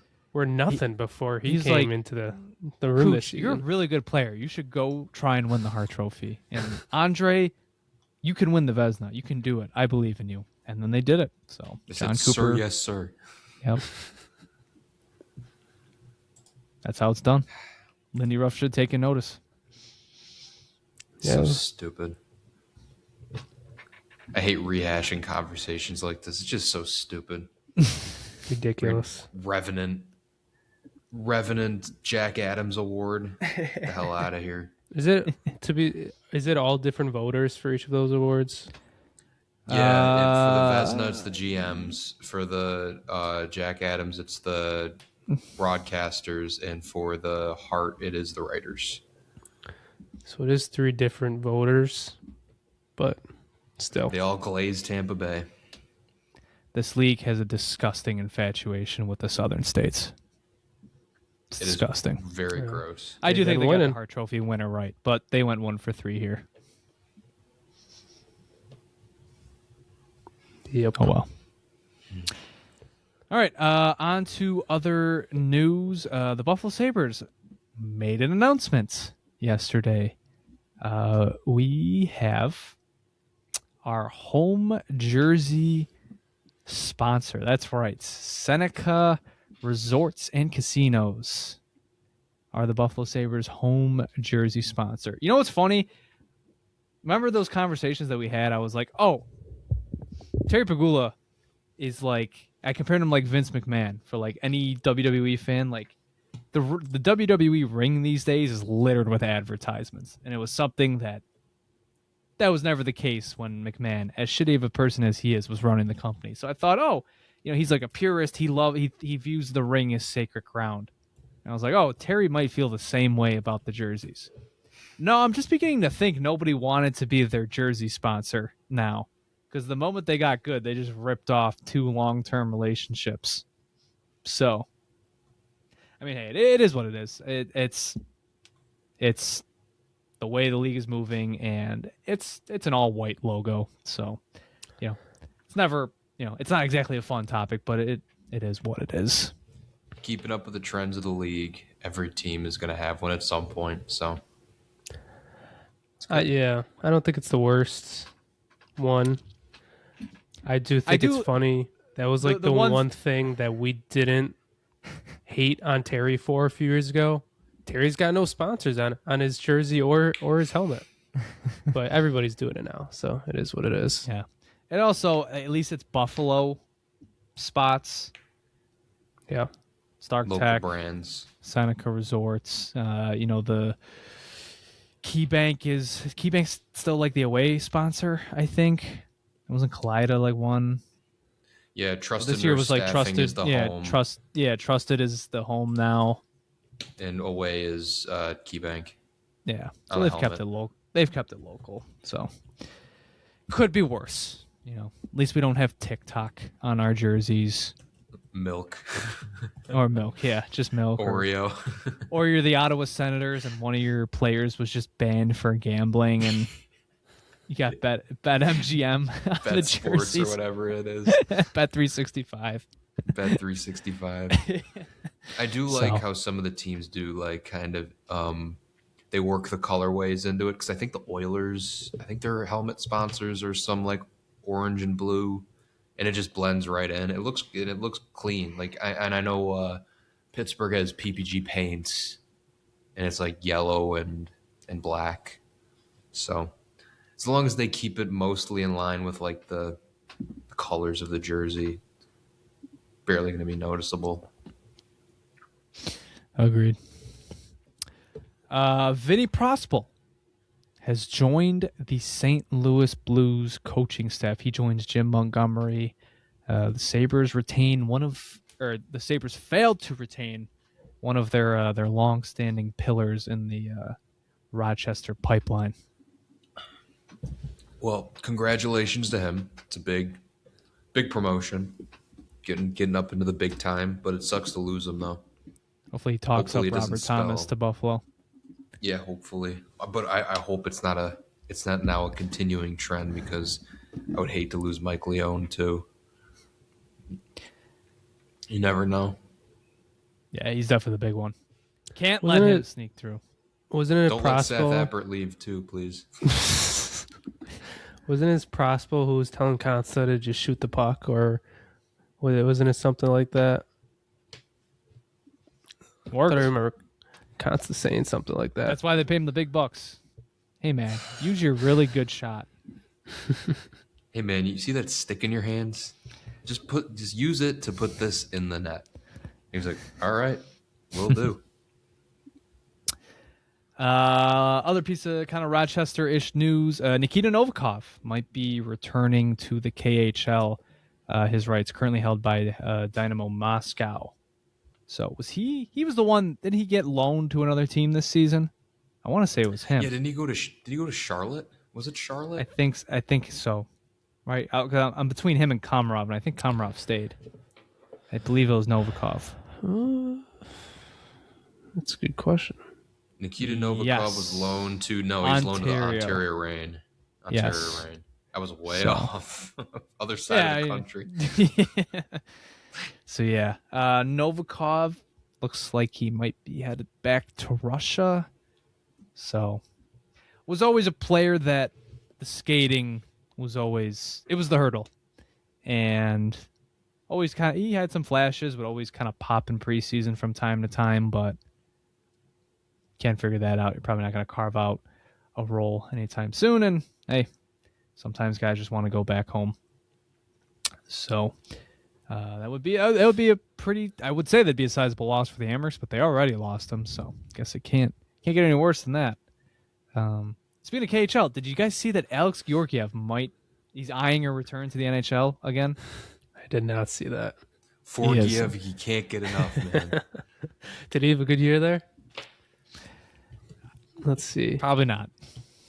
Probably not. 875 Sabres. No, I don't know. I was just joking. What did JP? He had a let us know. 918 with them. Oh, he cooked. Oh wow, he's back. 2.37. Forgiev is back. I would love to know. 918 in the playoffs too. His team must have stunk though. He had a 918, but he went 12, 10, and 2. In the playoffs, he had a 918, and he only went 1-4. My God. He must have been carrying that team. Like Putting actually. up Lundqvist numbers. Help this guy out. But just a reminder, with his 2 games with the Americans this year, 896. Yeah. What were his preseason numbers? Can you look those up? They were awful. The dude quit the team before he even got. I mean, they went on and thank God Colton Ellis had waivers. Could you imagine this season, but with instead of Colton Ellis, it was Georgiev? Is it ridiculous to say they wouldn't have even made the playoffs? No, that's crazy. I know. Google AI. Georgiev's 2025 preseason performance. He had an 872, roughly a 4.6 goals against average in 4 games played. Yes. Oh my God. Good. Yeah. That was hilarious. Good old forgive. Well, if he makes a return, I'm sure the Ottawa Senators are looking for more shit goaltending, so someone will pick you up. They are. All right. So to close things down, this whole episode was going to end up being kind of an off-season preview, but we're in the off-season. We've already talked about a few rumors, talked about a trade that's already happened. So we're kind of late to the conversation. So I think I just kind of want to open it up to more so predictions based, I guess. Like there is so many directions that Jarmo can go in the next 2 weeks, 3 weeks. How are we feeling? What are we thinking is really going to get done by him? I guess, now with the Kesselring move, it's like it was a move, but it's like, we're still waiting for something. And if anything, the first round pick makes it more interesting. So I'm curious to kind of read the temperature of the room right now. Feeling good right now. I mean, not much has happened. I'm excited because for the first time in like 5 years, we're going to have a GM that actually is going to be a little more aggressive in the off season. And I know that comes with its pros and its cons. It's not always good, but it's new, so it's exciting. I will say that. Your time interpretation's off. Kevin Adams was GM 5 years ago. Whatever, 10, 20. Was Kevin Adams still GM 20 years ago? Feels like it was. But anyway, with Jarmo, I think he's going to be aggressive. I think we're going to see a couple, so not more than 2 roster players moved off of the roster. It could be anyone from Josh Norris. I think it'll be one from the defense side, one from the forward side. Defense side, I really think it'll probably end up being Bowen Byram, but on the forward side, it could be one of Josh Norris. It could be one of the 3, like Kulik, Helenus, or Osland. I think there's going to be movement. I think there is a vision in that room as to where this team needs to get better, what needs to be replaced. And I think this might be the hottest take I have so far. I'm not going to rule out an Alex Tuch extension yet. I'm not going to rule it out. I think it could still happen. I think it definitely is still there. So that would be so crazy after everything. It's not that you're wrong. Like, you're absolutely right, because this just comes down to what Tuch wants. I just have a weird feeling. I think I'm starting to think it might happen again. I don't know. Who caves though? Tuch or Jarmo? I think the Sabres. I think Jarmo will cave. I do wonder if the Sabres, with the draft, leading up to the draft, their replacement, it's going to be a trade. Like, the free agent market sucks. If they don't find a trade, maybe they do cave. Unfortunately. I wouldn't be surprised. It's got to get done before the draft. I think one of your big trades has to get done before the draft, because then it's going to affect your Alex Tuch situation. Probably. My prediction, Tuch leaves. I think they do get a Tuch replacement, a top-line player.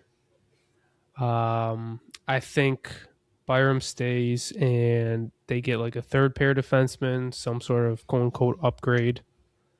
The other one that like I'm questioning is like I wonder if they still get like someone else, like a middle 6 forward, I don't know. I feel like there might be 2 forward moves out there. I'm not sure. Like it's Does Ryan McLeod get traded? Fuck you. no. No, it is not. His No, name's he been does out not. there, man. It's His name's According been to out there. who? According to who?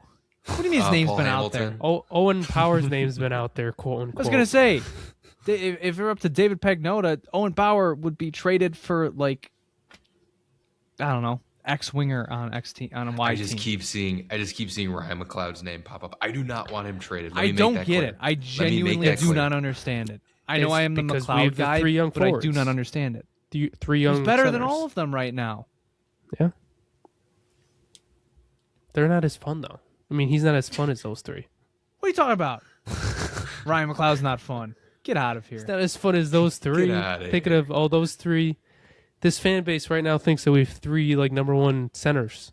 People talk about Ryan McLeod sometimes like he's a 35-point center. This guy's had back-to-back 50-point seasons. Yeah. Kills As a penalties, third line plays on the player. power play. That would be like, you'd be hard pressed to find a Ryan McLeod trade I'd be happy with. It'd be stupid. It would 100% be stupid to trade him. He's cost controlled. Like you said, it's 50-point seasons. And he even like plays a- special teams. Even like a Robert Thomas trade, I'd probably wince at because I know it's McLeod plus. So I'm like, okay, you're giving up him plus like what? Like how far are we going here? Like, I can't believe you got me on a McLeod tangent. He's not getting traded. Yeah, what's your I'd be temperature gauge livid. now? It's ridiculous. Ryan McLeod might get traded. Like I saw that Hellebuck report, and some people were throwing McLeod's name in there. It's like, why?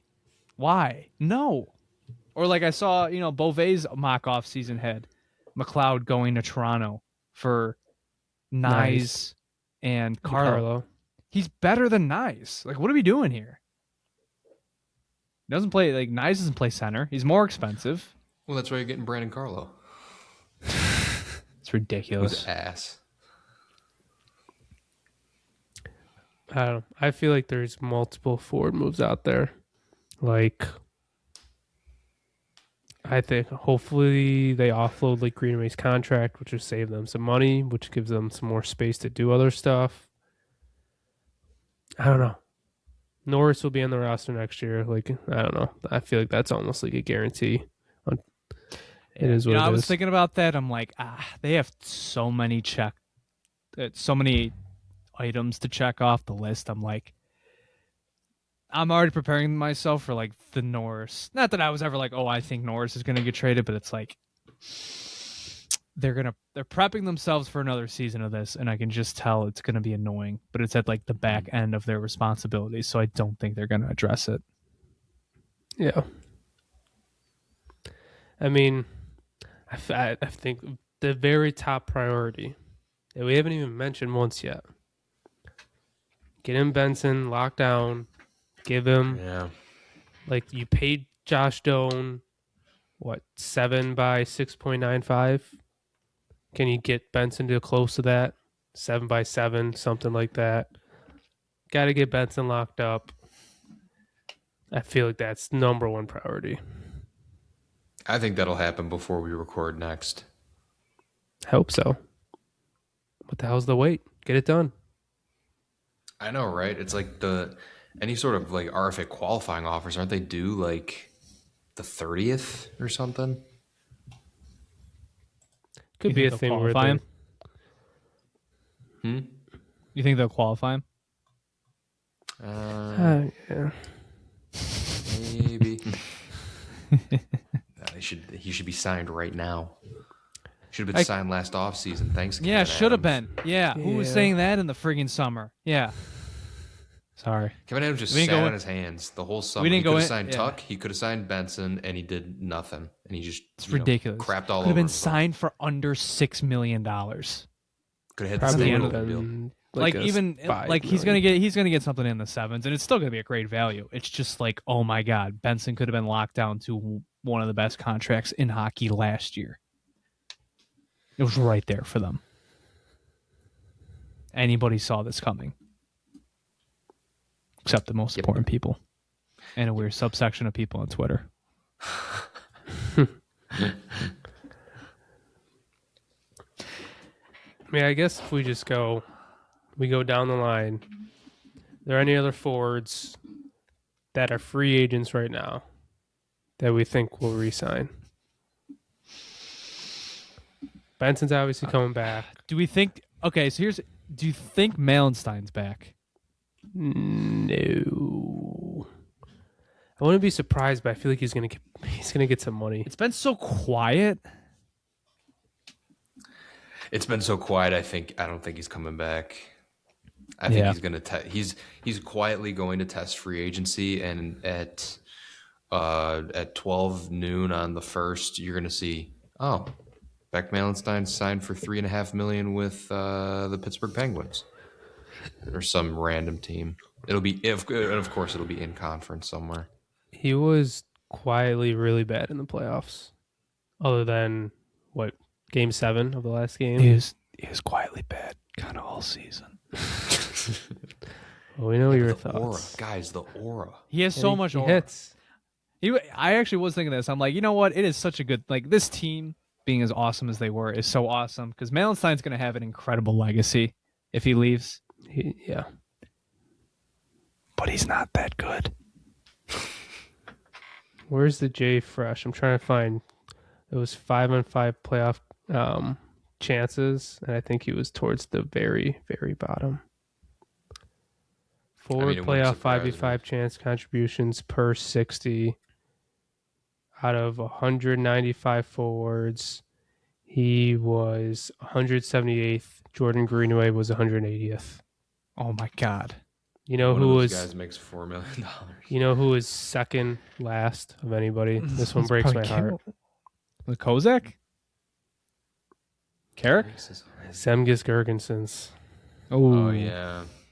Actually, the one that's funny though, Paterka's 185th. I did see that. He was so bad these playoffs. He was bad most of the season too. I mean, he had his Paterka season. He was scoring goals, but he didn't contribute both ways, and then he got shipped off to the fourth line. Yeah, and then didn't he get scratched at one point? Did he get healthy scratched? No. I don't think he got healthy. I think he was scratched. close. He was like a game away. He was bad for them. He was so bad. While I'm looking at that chart too, I know Jonah knows. I think Christian knows too. Number 2 on that list of 195 forwards. Konsta Helenius. I think number one was McKinnon, right? Yeah. Yeah. Benson was top 10, top 15. Hey, where was Jack Eichel? Tuck was actually up there. I just closed it. I don't know. I think somewhere in the 80s. I could find if you really want. He was pretty low. I got to go back to that. Benson, I think Tuck was actually pretty high, but that's got to be first round. Second, and he was still fine. He just couldn't score. It's kind of a big butt. Yeah, that's true. But he just couldn't do the thing they pay him for. Tage was 17th. Jack Eichel. Brett Howden, most goals in the playoffs, was 34th.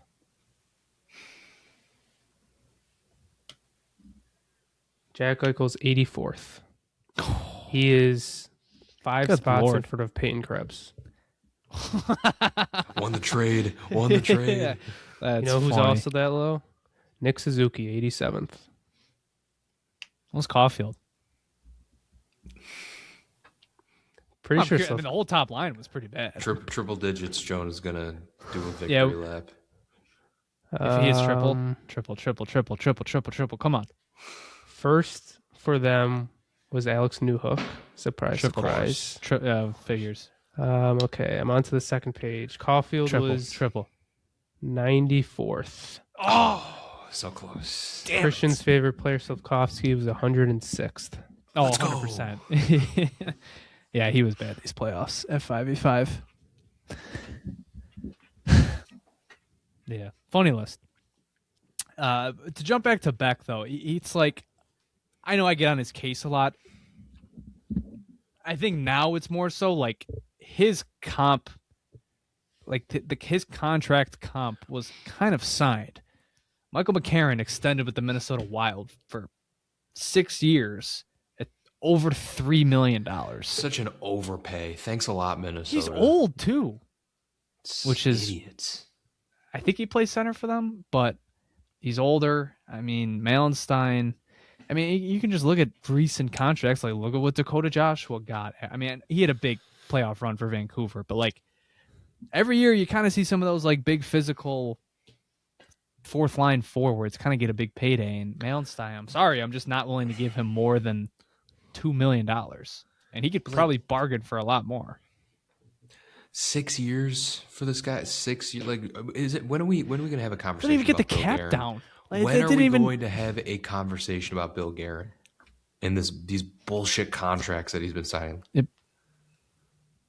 He's very overrated. Like, it's funny. He's Everybody's like, so "Oh, you know, Guerin's overrated. gonna be in on this," and it's like, yeah, sure. Like, he did the Quinn Hughes thing, and that was great, but Signed team's not Kirill that Kaprizov to $17 million before any other player got yeah, close which to that number. nobody's even gotten close to. Bro's trying to predict the market. We're like, Yeah. nah, we're gonna stick around. But hey, Connor McDavid he decided put to- together a very underwhelming Team USA team that got bailed out by Connor Hellebuck. So he's actually the best GM in the league. Right. Yep. That's how that works. Forgot. My bad. Well, you're forgetting the- about the Beck Malenstein conversation is that Seth Appert was scared of him in the playoffs a few years ago. So he is valued Hershey pretty highly Bears. in our organization. The Hershey Bears struck fear into Seth Appert's heart, and we traded a second-round pick for him. Realistically, though, like on the fourth line, you already have Carrick, you have Danforth. Right now, you do have Greenway. Krebs is another RFA. I think he's someone that you He's an have interesting one. I think you should prioritize getting him back. Yeah, Swiss he's like Army knife up and down the lineup this year. he's one of those guys. He is legitimately one of the most difficult players to find. It's hard to find those guys that can one night be your 4C and then the other has chemistry on the top line with Tage Thompson. I don't know how big of a contract he'll get though. Like that's the one thing. I want to say he was at like a 3x3 was like the projection. Don't quote me on that. 3x3 I would sign right now. I think it was maybe it was like 3.75. I was thinking like 4. So like I'd be fine with that. Let me see. Krebs.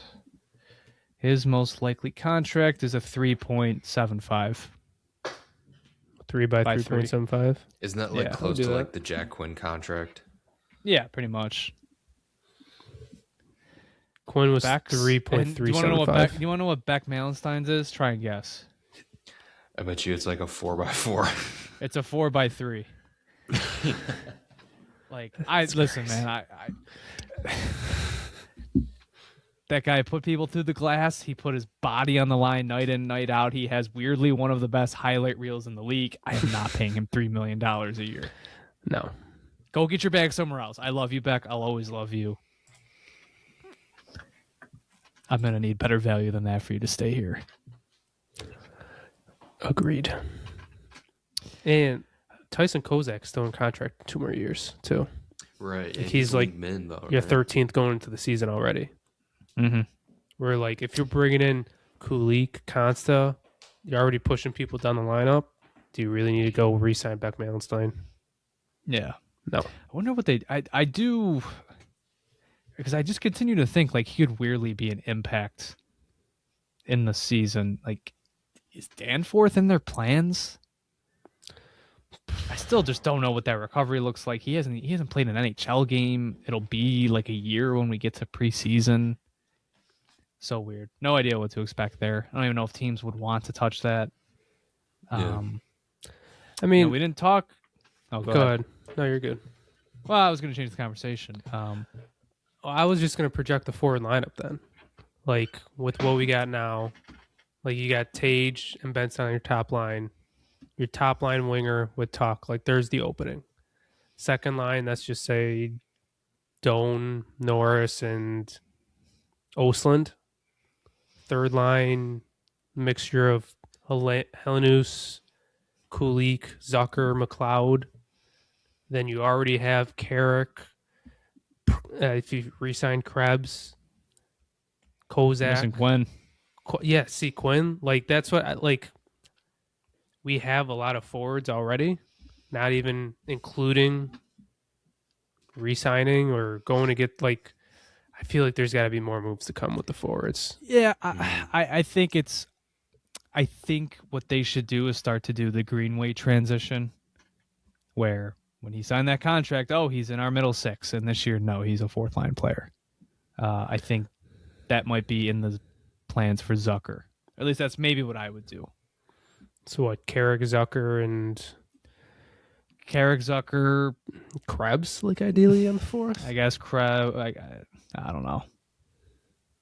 I do want would they carry a line that small? Maybe they'd carry it into the regular season, but maybe not the playoffs. Like even just center wise, I mean, if you don't have, I think Tage would probably play wing, but it's like McLeod's your third, Kulik, Helenus, and then Osland. I could see Osland playing wing. I don't know if I could see the other two.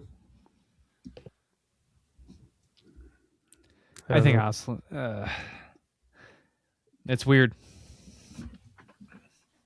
You have a good problem with these players. You do have a lot of forwards like already, and I do feel like you also need you obviously have to replace Tuch, and I wouldn't even mind like another upgrade. And then the day it comes down to like if Norris was better, we wouldn't need another upgrade. I feel like in the top six, but like he's just not. So like, just stay healthy, bro. Yeah, we'd be set if this guy didn't suck. If Norris was what he was advertised to be, we wouldn't have as big of an issue. If he didn't have frozen shoulder 24/7, maybe we wouldn't have to upgrade the forward core. Yeah, whatever. We didn't touch on defensemen. Do they sign any of the big UFAs? Do they sign Logan Stanley? Do they sign Luke Shen? I think Logan Stanley's going to get more of a bag than you'd think on the open market. Do you think he gets a stupid, does he get like a Ben Sherrod contract? Yeah. He's going to get some money. I guarantee you. I bet you he gets $6 million. Some team's going to throw him. Some team's going to throw him some money. Okay, what team is it and why is it Seattle? It's the same first team that came to my head. It's like bad contract, going to be Seattle. Yeah. So his projection right now is it's about 4x4. Is it like it's a 4x4? Yeah. I guarantee you some team's going to throw him an 8-year deal would get him to 6. An 8-year deal for Logan Stanley. We've seen crazy 8-year deals. I guess 8-year deals won't be there when he hits free agency. But if Trent Frederick can get a 7 or 8-year deal, maybe there's hope for Logan Stanley. Just watch. I guarantee you some team's going to throw him some stupid money. I have this weird feeling. All right, we can do some. I got a few true or falses in my head. True or false, Connor Timmins is one of their starting 6 defensemen next year. True. Lindy Ruff loves Not that even guy. a question. Lindy loves him. It's going to happen. He's a great penalty killer. He blocks shots. Okay. Being sarcastic. True or false? Thought I had a few. I was gonna say true or false, like same thing with Metza. Like true or false, Metza's on the roster opening night. True. False. I think he's your 7 coming in the season. I don't think that's ridiculous. I think they saw reason to upgrade at the deadline, bring in some guys. He didn't really play much in the playoffs. I don't think their plans involve him. Oh, what if I put it this way? If Jacob Bryson was still on the team, would he be our 7th going into next year? Because I know you both just love him so much. Obviously. Yes. It's the same player. Bring him same back. player, and he's a right-handed defenseman. Yeah, but he's better and has more aura. He's not. So, Mm-hmm. No. He wears number 78. Sick Might- number. Might be God, more I of a miss- locker room guy. I miss that's Jacob about Bryson so much. He deserved They to be in should- the playoffs with this team. They should bring him back. Is Jacob Bryson Yeah. see he's a free agent? Mm-hmm. Bring him back. True or false? True or false? Tage Thompson's a center when the season opens next year, because he has to be. I'm gonna. Oh man, I don't know.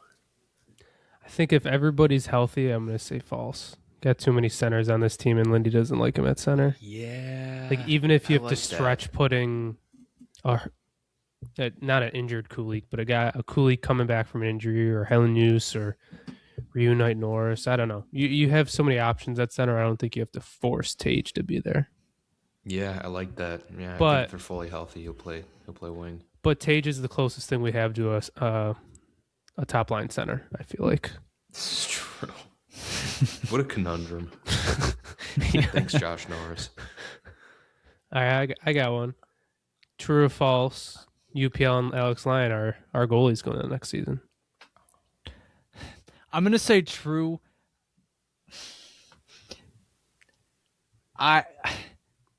If Connor Hellebuck is available, it is something I would like them to chase after. Me too. Like how much though? I don't think Ryan McLeod. Well, what was the report? They were looking for like a second line center and a top 4 defenseman. They're not going to get that, but it's like, No. would I trade Josh Norris and something else? Would it really be Yes. Josh Norris though? The cap hits are basically the same. That is true. He does I have actually- a modified no trade clause. I will say McLeod I does thought not have a trade Hellebuck. clause. I thought Hellebuck had Son like of a bitch. $10 million. I didn't realize it was 8.5 for some No, reason. it was 8.5. Yeah. And Yeah, they got him to a good I get, deal. I get Winnipeg's ask if he was 28. He's not 28. Yeah, they He's, won't get what, that. 34, It's 33. 33. I don't know. Like, when would he you turns give 34. up? Which goaltender would I want to give up? I guess you give up Luukkonen, right? You kind of have to. You got to You give would up someone kind of- else who's cost controlled, who has upside You would kind of have to, yeah. Would you Yeah. go Luukkonen and Norris for him? immediately. I think you Immediately. would have to do that. Okay. What about Luukkonen and Norris and 20 overall? That seems like a lot. All right, It seems like That it seems like too seems like a much. lot. So I feel like we're in the ballpark. okay. What picks does Winnipeg have? You get back their third. Hellebuck. They don't on have a the third. first. Well, they have their first, but are you? Oh, Really that's gonna high. s- It's right. What's their second? Yeah, they don't Can I have get a back in second. Fuck. They probably want I to mean, keep their third. I They'll would have an take a early fourth. third, right? They've Edmonton's fourth. Hey, they've our. How about this? They've our second next year. Get our second. Oh yeah, back. let's get that back. Let's get that back. we need And that they have back. our seventh this year. Let's get our seventh and our second back. I would do Norris, Luukkonen, and our first if we can get Hellebuck and our second back. I agree. But I think I do that. Luukkonen, like I could definitely see that. What, like, I just don't see Norris. Why would Winnipeg want Norris? He's young. Like it helps their center depth. They're looking for a 2C. Jonathan Taves was their 2C this year. That did not go well. The only thing is, I think Norris does have a modified no trade clause, and I'd be willing to bet Winnipeg's on it. But I don't know. Maybe there's a connection out there. I don't know. I would not trade Ryan McLeod for Connor Hellebuck straight up. That's kind of Wouldn't crazy. do it. Wouldn't do it. That's crazy. That's crazy. Norris has a 10-team no trade list. Fuck. Yeah, Winnipeg's Winnipeg definitely is on there. 100% And by the way, it like if you did Norris and UPL, then they're taking on more money. That would be like Probably, yeah. They'd be taking on what, like 11 million. they'd be taking on like They're another. they're not 4 struggling to million. get to the cap, are they? Yeah. No, they're not. But I'm just saying, if you want to keep it equal, they're taking on $4 million more in that deal. So I don't know if there's someone that we would have to take back. I don't know. I'm just pointing it out. Alex Iafallo, he's What about 3.6. Weber and a third? Roseanne, RFA. I don't know. I'll say True though. To get back to I'll say they are your starting duo. Looking in line as they should be. I agree. I say false. I think they look to upgrade. I think the playoffs held a little. What other upgrades are there? There's one. You want to? There's how one. about this? What if he's like, oh, I want to go play with my Olympic buddies in Florida? You don't want to No, pay you're done. Sergei You're Bobrovsky done. like $10 million for 6 years? That my. most idiotic shit I've ever seen in my What entire is life. wrong? This guy didn't eat at 870 last year. What is wrong with this guy? He's not going to get a 6-year deal. 38. He's like 38 and he wants a 6-year deal.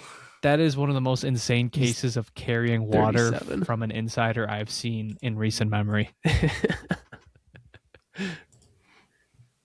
But I think Unfortunately, I think the playoffs. I think the playoffs hold a little too much weight.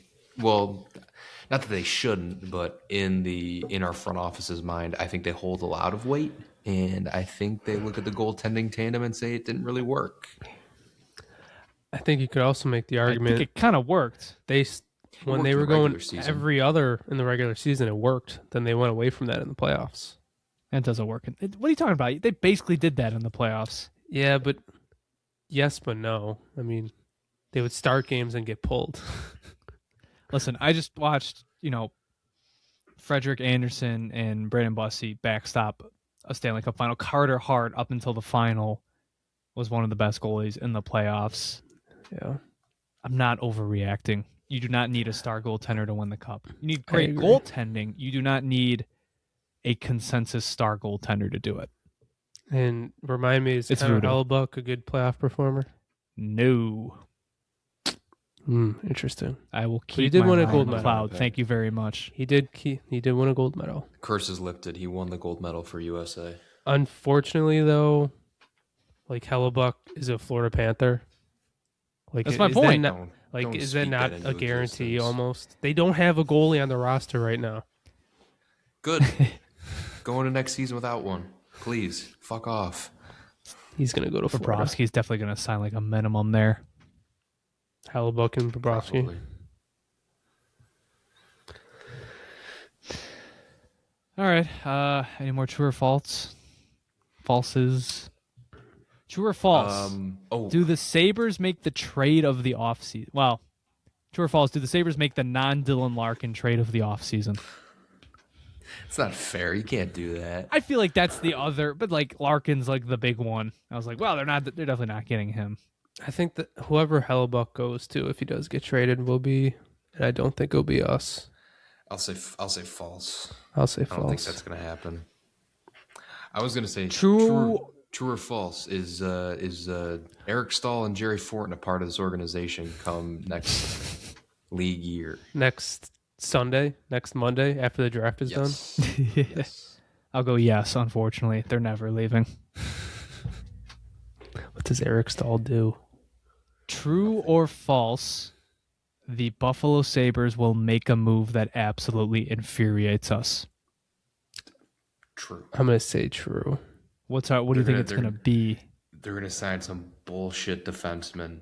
Third It'll be pair like worse defenseman. than Logan Stanley. Yeah. It'll be like, please just give us Stanley He- back. It's gonna be some horse shit. You know a guy I that see it. that came to mind who was like, I feel like he's kind of a Yarmo guy, which I don't know. Maybe he was better than I thought he was at this place.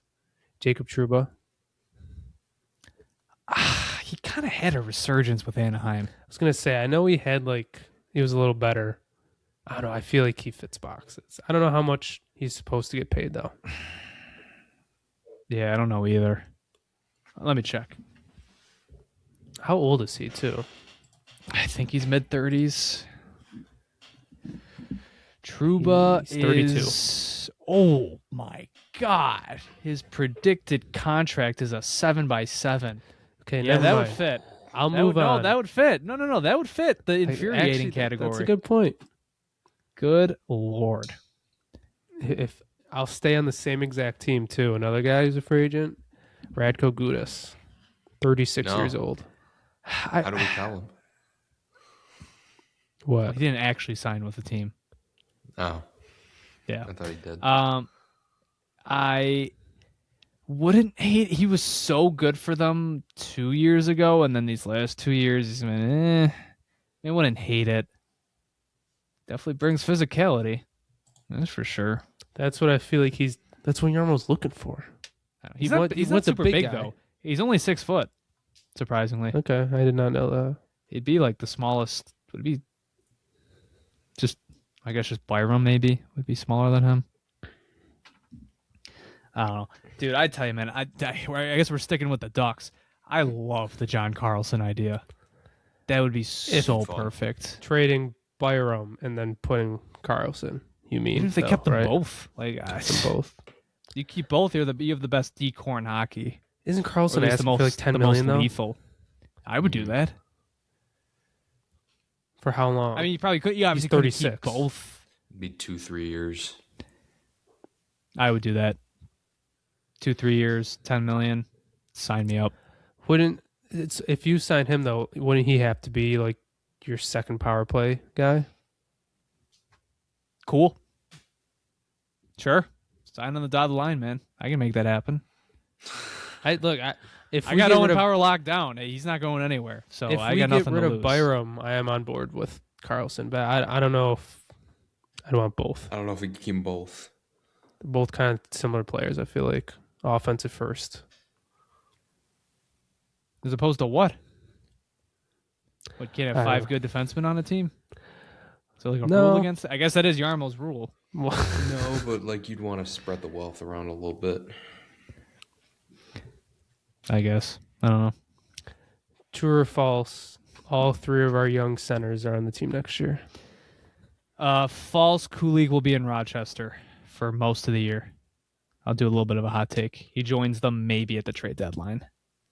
It's not a bad take at all. Okay, but staying I'll in the say- organization, that's it. That's what Yeah. I meant. Yeah. I think they'll all be there. True. Would you really like? I hear what you're saying, but like, Lindy spoke so highly of Kulik. I think I would be surprised if he'd be down there for that long at least. And I mean, Maybe. you're not factoring in Josh Norris injury either. Like, you gotta think about that. Yeah, the classic $7 million, $8 million injury. Mm-hmm.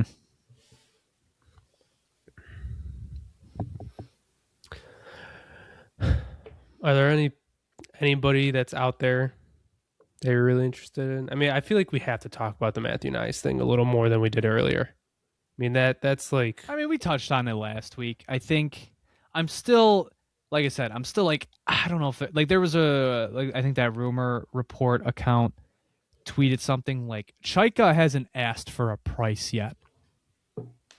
So they're not ready yet. They're not ready for the They could be. conversation. These things materialize quickly, but I'm still not anticipating that. I think at the end of the day, I think their big addition is going to be somebody we don't see coming from the forward side of things. Maybe I'm wrong, but that's my Connor guess. McDavid.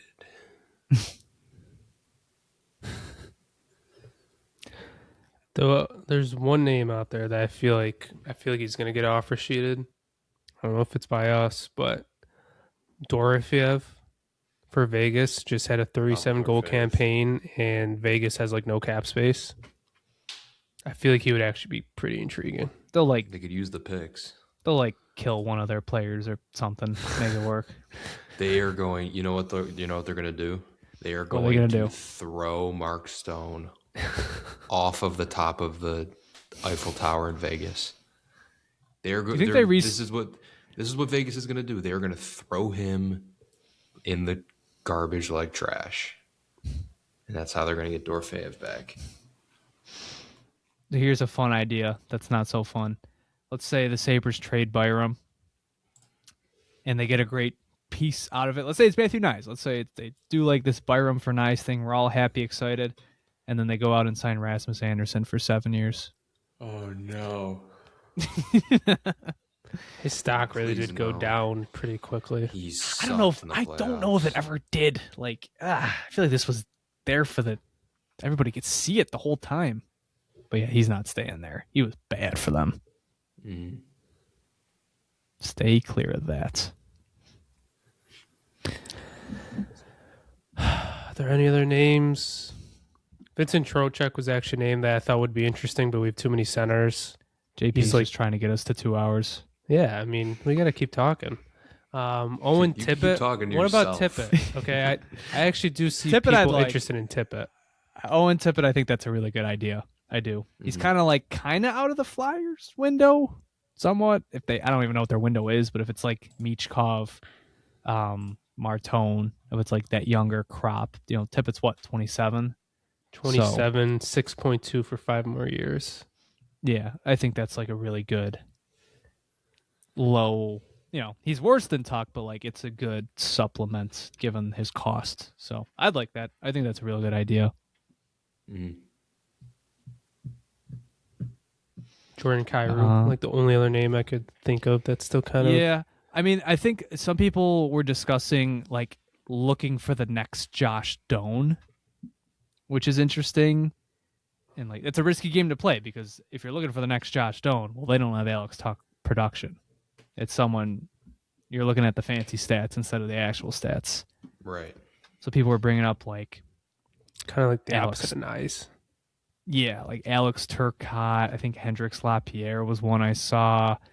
Mackie Semiskevich, players like of that ilk, which would be interesting. If that's like, it's another one of those things where you're not plugging in Alex Tuck production, the raw points. You're not replacing that flat out. So maybe they go with that. I don't know. I'm interested to see which defenseman they add. It's going to tell us a lot. Whatever defenseman they add, it's going to tell us a lot what they think about Byram, I think. Mm-hmm. What? At the very least, like if they go and get someone, hey, this guy can play in the top 4, it's like, all right, they're building in some insurance. But so. Well, yeah, I guess if you traded for someone, I guess, yeah. Mm-hmm. Yeah, I mean, it's almost a draft. A lot of deals I think will be happening this next week. Not just us, league-wide. Did you really just pull an insiders? Yeah, I did. I saw a rumor account shooting. There's so much stuff happening right now with the eyes emoji. And then everybody was like, are you serious? Like, this has got to be rage bait. It's been a crazy week it's been such a crazy week for the NHL, except like it's been coaches getting hired and the Toronto Maple Leafs trading their 1B goaltender who never plays. What an exciting week. Nothing ever happens. Never. And Michael Kesselring. And Michael Kesselring. And a trade up in the back half of the first round. All right. Any closing thoughts? JP? I want to mention one thing. I don't know if you guys mentioned this on any of the Patreon episodes. Hockey Night in Canada being gone. I mean, that is Canada staple. I feel like that is pretty crazy that all of a sudden it's just gone. I didn't watch it much, but it's like just to know it was always like on. I don't know. It feels weird that all of a sudden that's just going to be gone. We did talk about it on the Patreon episode that you weren't there for. Yeah. I mean, I'm sure Christian watched it a lot. So the aspect ratio isn't right on the TV. That's the thing. You get the it's CBC widescreen channel, now. I like said shit. they finally got it right the last year, and they ripped it away. No, I'll just miss like the higher quality of the broadcast being available.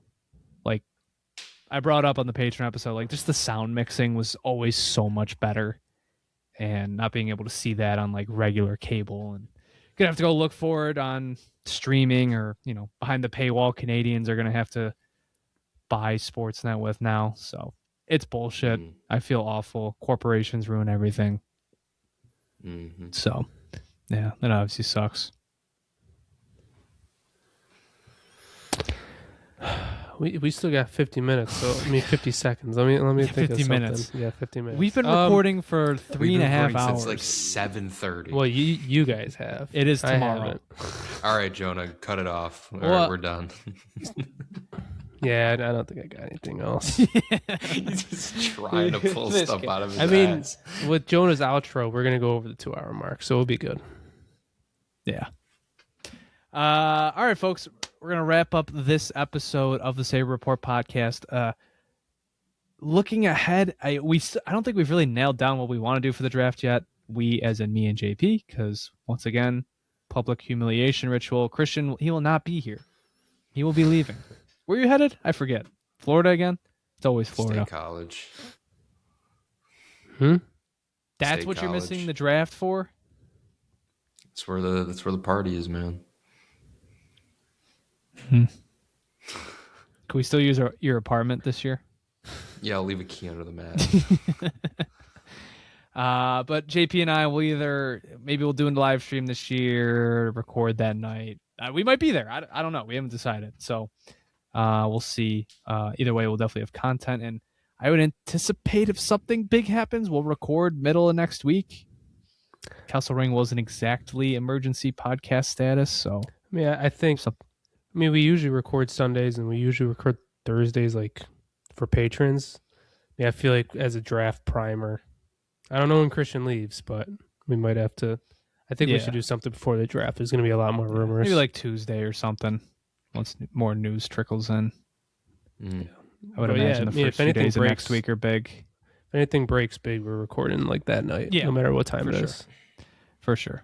So stay tuned. And We'll last be year we recording live as streamed always. the Paterka, so maybe we'll be live streamed. That's right. Who I knows? think was that like a year ago today? I want to say it was close to now. Maybe not today, but it pretty was close. probably pretty close. Yeah. All right. But on that note, if you want to follow us, you can follow us on Twitter at the Sabre Report, also on Instagram, TikTok, Facebook, and YouTube at the Sabre Report. If you listen to this on YouTube, be sure to like, share, and subscribe. Tell us what you thought down in the comments. What did you think about the Kesselring trade? What do you think about the Byram talk? What are your predictions for the offseason? We would love to hear your inputs. As always, go give our friends over at the Buffalo Sports Talk podcast a listen. They do great coverage over there. And finally, if you want updates for the podcasts from us, you can follow us on Twitter at Sabre Report Pod. We also want to take this second to thank our patrons, patreon.com/the Sabre Report. We want to thank our Nuggets tier patrons and our Tendies tier patrons, specifically Derek Bistricki, Zach Benson, Grant Budney, Tajana Slug, Nick Santos, Nathan Little, Tim Z, Jimbo Jim Jimothy, and NH Tank 36. We could not do this without you guys. Thank you very much for your support. All right. On that note, on to draft week. Kind of. It's Friday when you're listening to this, most likely. But we're getting there. T-minus 1 week. Buffalo, New York. We got all the signage up down there. Saw that when I was downtown for the 11-day power play. So it's cool. It's cool. Yeah. All right. Until then. See you guys next time. Take care. And as always, go Sabres. Go Sabres. Go Sabres.